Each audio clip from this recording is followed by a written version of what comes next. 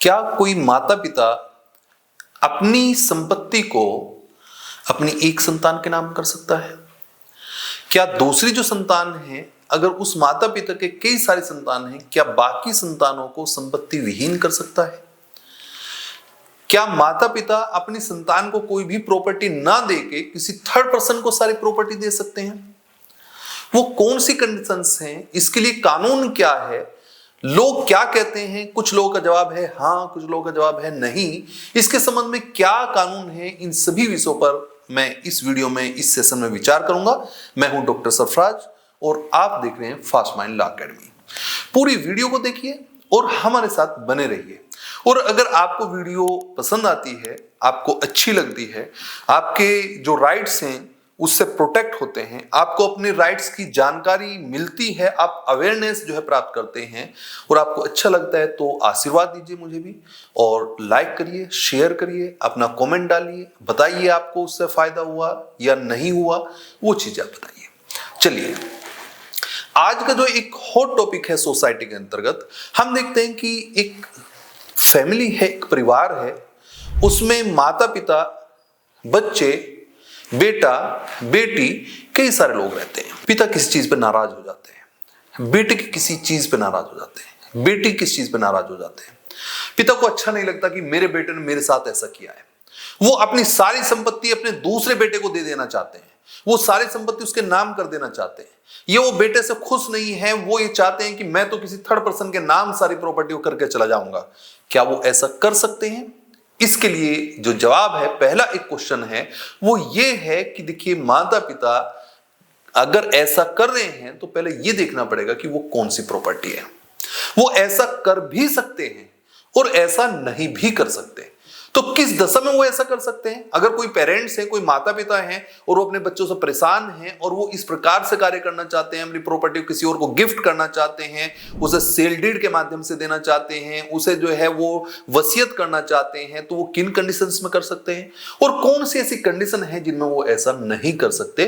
कौन सी वो प्रॉपर्टी है जिसमें वो किसी थर्ड पर्सन को नहीं दे सकते प्रॉपर्टी, वो उसे फैमिली को ही देनी पड़ेगी, अपने बच्चों को देनी पड़ेगी। उन सभी चीजों पर मैं स्टेप टू स्टेप बात करूंगा आज की वीडियो में। पहला एक पोर्शन ये है कि सबसे पहले आप ये देख लीजिए कि आपकी वो प्रॉपर्टी का प्रकार क्या है, वो कौन सी प्रॉपर्टी है। क्या वो आपकी एंसेस्ट्रल प्रॉपर्टी है? क्या वो आपकी सेल्फ एक्वायर्ड प्रॉपर्टी है? यहां पर प्रॉपर्टी के प्रकार वो वाले नहीं देखे जाएंगे जो नॉर्मली आप जुडिशरी की तैयारी के तहत देखते हैं कि भाई वो टेंजिबल प्रॉपर्टी है, इंटेंजिबल प्रॉपर्टी है, मूवेबल प्रॉपर्टी है, इमूवेबल। यहां पर आप उसे हटा दीजिए। यहां पर एक कॉन्सेप्ट देखिए कि क्या वो सेल्फ एक्वायर्ड प्रॉपर्टी है। सेल्फ एक्वायर्ड का मतलब माता पिता ने खुद मेहनत करके अर्जित किया है। वो उन्होंने अपने जो पूर्वज हैं, जो एंसेस्टर हैं, उनसे कोई हक नहीं लिया है, कोई प्रॉपर्टी उन्हें नहीं मिली है। ये प्रॉपर्टी मिली है, वो प्रॉपर्टी अलग है, वो सेपरेट है। ये प्रॉपर्टी वो है जो उन्होंने मेहनत की। मान लीजिए आपके माता पिता के पास 10 बीघे जमीन है और वो 10 बीघे जमीन 2 भाइयों को मिली, तो वहां से आपको 5 बीघे जमीन मिली थी। इसके अलावा आपने खूब मेहनत की, आप अधिकारी बने या कोई बिजनेस आपने किया या कोई और चीज जो आप किसी भी तरीके से आपने जो है कुछ मेहनत करके अपनी जमीन खरीदी। आज आपके पास 50 बीघे जमीन है। वो 50 बीघे जमीन उस 5 बीघे से अलग है जो आपके फादर से आपको मिली थी। तो ये जो 50 बीघे जमीन है, जो 50 जो एक तरह से बीघा जमीन आपकी है, वो जमीन आपकी सेल्फ एक्वायर्ड प्रॉपर्टी है। आप गांव से शहर में आए, आपने मकान खरीदा, वो अपने पैसे से खरीदा, अपनी इनकम से मेहनत करके खरीदा, वो आपकी सेल्फ एक्वायर्ड प्रॉपर्टी है। तो प्रॉपर्टी जो है वो आपको देखनी पड़ेगी कि वो किस प्रकार की प्रॉपर्टी है। अगर आपकी प्रॉपर्टी सेल्फ एक्वायर्ड है तो उस प्रॉपर्टी के संबंध में आपके ऊपर कोई रेस्ट्रिक्शन काम नहीं करेंगी। अगर आपकी संतान आपको प्रॉब्लम क्रिएट करती है, अगर आपकी संतान आपके साथ मारपीट करती है, अगर आपकी संतान आपको नुकसान पहुंचाती है, अगर आपके मन में ये है, आप नाराज हैं और अपनी संतान को कुछ नहीं देना चाहते हैं, आप एक संतान से बहुत प्यार करते हैं, एक संतान आपको नहीं पूछती है तो आप उसे कुछ भी नहीं देना चाहते हैं, या जो है आप फैमिली से अलग किसी थर्ड पर्सन को प्रॉपर्टी देना चाहते हैं, तो दे सकते हैं। कोई ऐसी प्रॉब्लम उस प्रॉपर्टी में नहीं आएगी। अगर वो आपकी सेल्फ एक्वायर्ड है, सेल्फ एक्वायर्ड मतलब स्व अर्जित, खुद की मेहनत से कमा के आपने पैसे जो है वो संपत्ति इकट्ठी की है, उस संपत्ति को आप जैसा चाहे ऐसा ट्रांसफर कर सकते हैं। संपत्ति अंतरण अधिनियम का सेक्शन 122 आपको साफ करता है कि गिफ्ट आप कर सकते हैं। गिफ्ट का तरीका आपको बताता है, किसी प्रॉपर्टी का आप गिफ्ट कर सकते हैं, कोई पैसे की जरूरत नहीं है, आप विदाउट एनी कंसीडरेशन के आप किसी व्यक्ति को जो है एब्सोल्यूट ट्रांसफर कर सकते हैं, उसे आप टाइटल दे सकते हैं, हक दे सकते हैं, गिफ्ट कर सकते हैं। या आप अदरवाइज तरीके से जो है वो उसे ट्रांसफर कर सकते हैं नामांतरण के माध्यम से, या आप वसीयत भी कर सकते हैं। चाहे हिंदू सक्सेशन एक्ट हो, चाहे इंडियन सक्सेशन एक्ट 1925 हो, ऐसी प्रॉपर्टी के अंतरण की रीति को बार नहीं करता है। अगर आपकी सेल्फ एक्वायर्ड प्रॉपर्टी है, आप अपनी प्रॉपर्टी को जो है जिसे देना चाहे दे सकते हैं, वहां पर कोर्ट आपको इसके लिए अनुमति देगा, वहां पर आपको कोई प्रॉब्लम नहीं है, आप ऐसा कर सकते हैं बशर्ते कि आप वॉलंटरी कर रहे हो, आप स्वैच्छिक कर रहे हो, आपको सिखाया ना गया हो, आपका मेंटली हरास दबाव में आपसे सहमति ना ली गई हो, आपको कोई चीज खिला के आपको जो है वो नशे में न करके दिया गया हो, आप जो है आपकी मानसिक स्थिति ठीक थी, आप जो है अपनी इच्छा से ऐसा जो है किसी को ट्रांसफर करना चाहते हैं, एक बेटे के फेवर में या किसी बाहर के व्यक्ति के फेवर में या केवल बेटी के पक्ष में आप ये करना चाहते हैं और आप अपनी इच्छा से कर रहे हैं, फ्री कंसेंट से कर रहे हैं, आपकी मानसिक स्थिति ठीक है, आप पे कोई दबाव नहीं है और आप किसी अपने एक बेटे या एक बेटी को संपत्ति देना चाहते हैं और वो प्रॉपर्टी आपकी स्व अर्जित है, एंसेस्ट्रल प्रॉपर्टी नहीं है, सेल्फ एक्वायर्ड प्रॉपर्टी है जो आपने खुद अर्जित की है, तो आप ऐसा कर सकते हैं, कोई प्रॉब्लम नहीं है। ये राइट माता पिता के लिए था। वो माता पिता जिन्होंने खूब मेहनत की है, जो ये कहते हैं कि हमारे माता पिता ने तो कुछ भी हमें नहीं दिया था, हमने तो इतनी मेहनत की, हमने तो इतनी संपत्ति अर्जित की, आज हमारे बच्चे हमें परेशान कर रहे, बताओ क्या कर रहे। तो उनके पास ये राइट है, उनके पास ये चॉइस है, वो ऐसा कर सकते हैं, वैलिड है, कोई प्रॉब्लम नहीं। दूसरे, अब वो संतान है और वो प्रॉपर्टी है जिसे आप एंसेस्ट्रल प्रॉपर्टी कहते हैं। एंसेस्ट्रल का मतलब कोपासनी प्रॉपर्टी, सहदायिक संपत्ति। नॉर्मली जब आप हिंदू सक्सेशन एक्ट का सेक्शन नंबर 6 देखेंगे तो वहां पर आप अब तक जो पढ़ते रहे हैं वो केवल ये पढ़ते रहे हैं कि अब जो है वो जैसा एक लड़का जो है बेटा जो है कोपासनरी होता था, ऐसे ही अब लड़की भी कोपासनरी होगी। 2005 के अमेंडमेंट से जो है ये ऐसा प्रावधान कर दिया 2005 से, अब जो है ये कह दिया गया कि वो भी कोपासनरी राइट प्राप्त करेगी। लेकिन कोपासनी राइट है क्या? इसका मतलब कोपासनी प्रॉपर्टी है क्या? इसका मतलब पूरे परिवार की प्रॉपर्टी है, वो पूरे जो है वो परिवार की संपत्ति है। तो कहा भाई नाम तो पिता के है, फादर के नाम है, तो फादर के नाम है और बेटों के नाम अभी नहीं है। बेटे बेटी जिसने आपके यहां जन्म लिया है, जिसका बर्थ हुआ है, बर्थ होने से उनका राइट अराइज हो गया है उस प्रॉपर्टी में, भले ही वो प्रॉपर्टी माता पिता के नाम हो, भले ही चाहे वो उनके नाम हो, तो भी अगर वो एंसेस्ट्रल प्रॉपर्टी है, अगर वो कोपासनरी प्रॉपर्टी है, अगर वो आपके फादर फोर फादर, इसका मतलब दादा परदादा से आपके पास आई है, इसका मतलब मैंने अभी कुछ नहीं कमाया मान लीजिए, और मेरे जो दादा थे उनके पास जमीन थी, वो मेरे पापा को मिली, फिर मेरे पापा से जमीन मेरे पास आई, तो वो जो जमीन मेरे दादा से जो चलती हुई आ रही है वो मेरे पास आई, तो उसे आप नॉर्मली एंसेस्ट्रल प्रॉपर्टी कहते हैं, उसे आप पैतृक संपत्ति कहते हैं, उसे आप नॉर्मली कोपासनी प्रॉपर्टी कहते हैं। और उस प्रॉपर्टी के अंदर जैसे फैमिली में किसी संतान का जन्म होगा, चाहे वो लड़का हो या लड़की हो, अब इस समय वो कोपासनी राइट प्राप्त कर लेगा। इसका मतलब वो भी कोपासनरी होगा, इसका मतलब उसका भी उस संपत्ति में अधिकार उत्पन्न हो जाएगा। अब पिता का क्या हुआ? फिर पिता के नाम है वो, तो पिता के नाम है, फादर के नाम है, वो यहां पर परिवार के कर्ता के रूप में, कर्ता की हैसियत से जो है इस संपत्ति को धारण करेगा। इसका मतलब वो कर्ता के रूप में संपत्ति को धारण करता है। प्रॉपर्टी वो सबकी है, फादर की भी है, बेटे की भी है, बेटी की भी है, वो सबकी प्रॉपर्टी है जो आपकी फैमिली में है, वो आपकी अकेले की प्रॉपर्टी नहीं है। और अगर आप अकेले की नहीं है तो फिर आप उसका ट्रांसफर भी नहीं कर सकते हैं। अगर आपके मन में ये बात आ जाए कि मैं उस एंसेस्ट्रल प्रॉपर्टी को जो माता पिता से मुझे मिली है, मैं उस संपत्ति को अपने 4 बेटों में से केवल एक बेटे को दे दूं या 2 बेटों में से केवल एक बेटे को दे दूं, तो आप ऐसा नहीं कर सकते।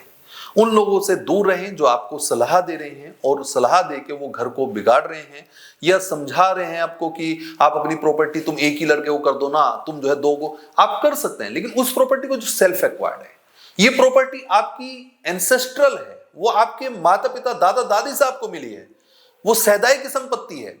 तो ऐसी प्रॉपर्टी को आप, अगर मन में आपकी इच्छा है कि मुझे तो ये लड़का बहुत प्यारा है, मैं इसी लड़के के सारे प्रॉपर्टी उसके नाम कर दूं या इसी लड़की के पूरी प्रॉपर्टी नाम कर दूं, तो ऐसा आप नहीं कर सकते हैं।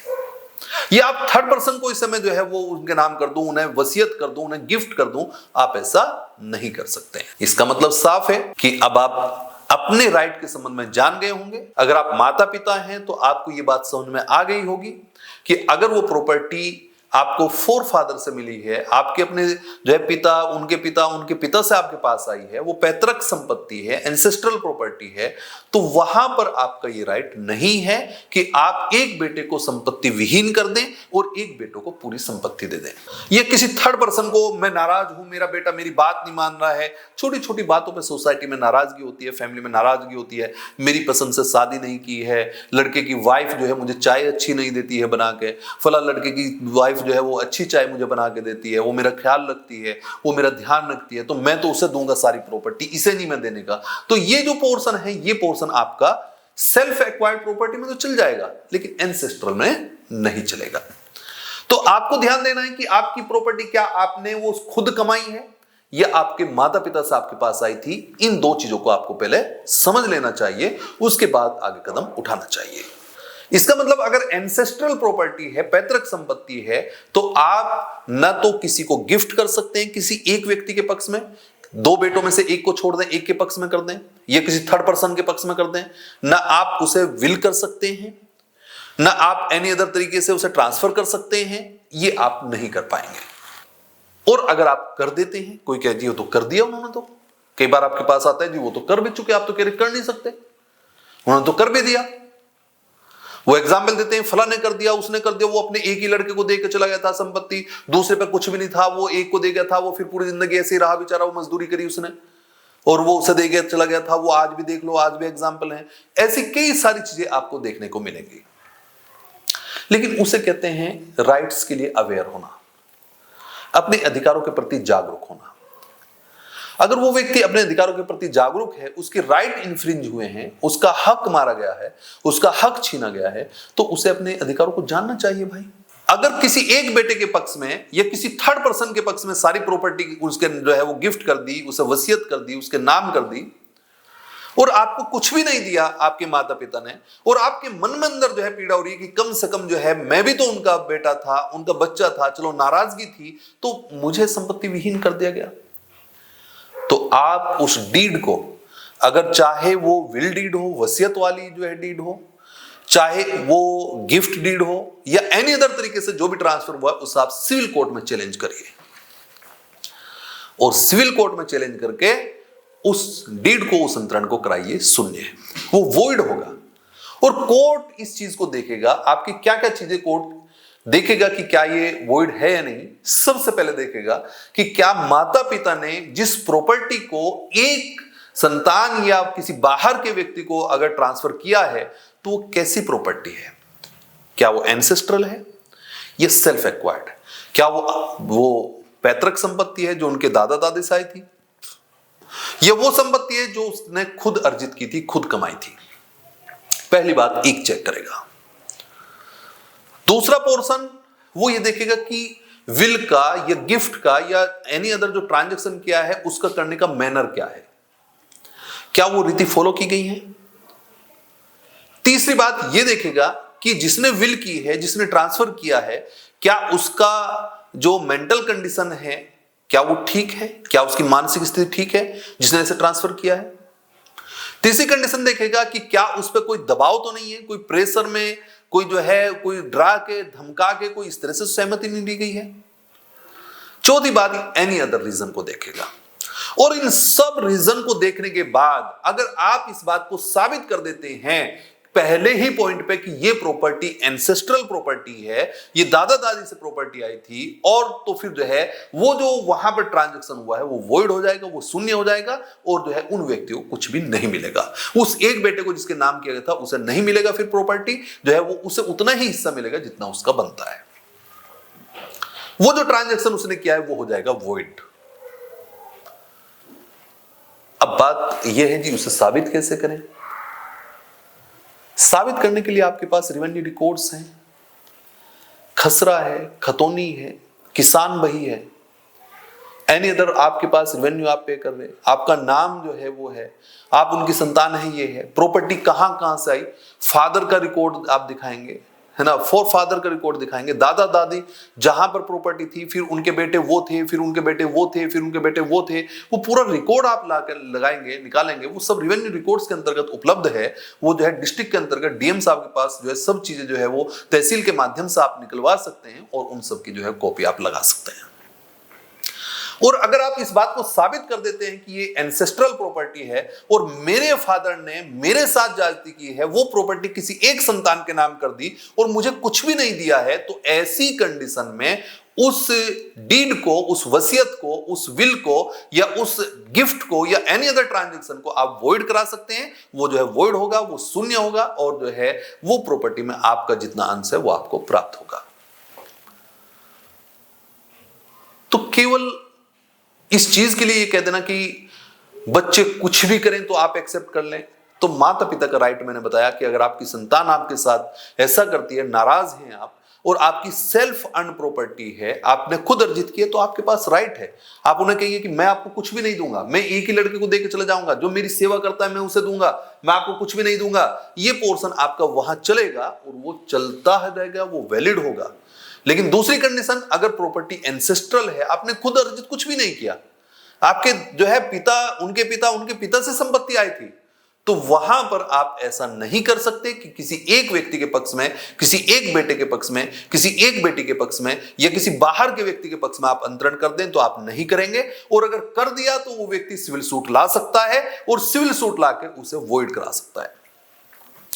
और साथ ही साथ अगर उस लड़के ने धोखाधड़ी से, जिसे आप चीटिंग कहते हैं, चीटिंग के माध्यम से ऐसा कराया है, इंड्यूसिस जो मीन्स है उनका प्रयोग किया है, फ्रॉडुलेंटली और डिसऑनेस्टली ऐसा कराया गया है, इंड्यूस किया है फादर को कि वो डिलीवर कर दे प्रॉपर्टी, तो ऐसी कंडीशन में ये इस समय जो बीएनएस है उसके सेक्शन नंबर 318 के अंतर्गत ये छल धोखाधड़ी से जो है संपत्ति लेना माना जाएगा। और यहां पर जो है नॉर्मल धोखाधड़ी में 3 साल तक की सजा है, लेकिन धोखाधड़ी के साथ प्रॉपर्टी डिलीवर कराई है तो यहां पर 7 वर्ष तक की सजा हो सकती है। तो इसका मतलब साफ है कि वो व्यक्ति अगर चीटिंग करके वो आपका भाई जो माता पिता से संपत्ति को इस तरीके से डिलीवर करा रहा है, वो धोखाधड़ी से कर रहा है, तो यहां पर वो धोखाधड़ी के केस में अंदर भी जा सकता है, उस पर क्रिमिनल चार्ज भी बनेंगे, और साथ ही साथ जो है उसे कारावास भी हो सकता है। इसका मतलब साफ है कि चीटिंग के माध्यम से वो प्रॉपर्टी ले रहा है, तो ये वो कर सकता है। इसलिए बिना मतलब जो है चीजों के दबाव में मत आइए, अपने राइट को जानिए, जागरूक रहिए, और जानिए कि आपका राइट क्या है, आप किस प्रॉपर्टी को किसे दे सकते हैं, किस प्रॉपर्टी को किसे नहीं दे सकते, और प्रॉपर्टी कैसे ट्रांसफर कर सकते हैं। अगर आप इन सारी चीजों को जान जाएंगे तो सोसाइटी के अंतर्गत जो फैमिली के डिस्प्यूट्स हैं वो बहुत हद तक समाप्त हो जाएंगे, वो खत्म हो जाएंगे, और जो आपस में द्वैध जो है चल रहा है, जो एक तरफ विद्वेष चल रहा है, जो आपस में फाइट चल रही है, वो भी समाप्त हो जाएगी। और अगर कोई बहुत ज्यादा चालाक बनना है और माता पिता को सिखा के समझा के अपनी तरफ करके जो है वो प्रॉपर्टी को डिलीवर करा रहा है छल से, तो वो 7 वर्ष तक के लिए जो है जेल भी जा सकता है। उसकी वो जो डीड उसने अपनी तरफ कराई है वो वॉइड होगी, वो शून्य होगी, और प्रॉपर्टी बराबर जो है वो डिवाइड होगी, बराबर हिस्से में जाएगी। तो आज की इस वीडियो के साथ प्रॉपर तरीके से मैंने माता पिता के उन राइट्स को डिस्कस किया जिनमें वो फैमिली के किसी एक बेटे, एक बेटी या बाहर के किसी व्यक्ति को भी प्रॉपर्टी को ट्रांसफर कर सकते हैं। वो कौन सी कंडीशन है, और कौन सी कंडीशन है जिनमें वो किसी को नहीं कर सकते। वो प्रॉपर्टी में सबका हक है, वो सबको बराबर अंश प्राप्त होगा, वो अंश उन्हें मिलेगा, उससे आप उसे डिप्राइव्ड, वंचित नहीं कर सकते। ये मैंने दोनों चीजें आपको बताई हैं। अगर आपको वीडियो अच्छी लगी है तो आप इसे शेयर कर दीजिए, और आशीर्वाद के रूप में अपना कमेंट डालिए और बताइए कि चीजें जो है वो प्रॉपर हैं या नहीं है, और कौन सी ऐसी समस्या आपके फैमिली के साथ है उसे शेयर करिए। मैं उस पर एक अच्छी वीडियो जिससे आपके राइट्स को प्रोटेक्ट किया जा सके उसे मैं जो है शेयर करूंगा, उसके पास भेजूंगा। और मैं हूं डॉक्टर सरफराज, आप देख रहे थे फास्ट माइंड लॉ एकेडमी।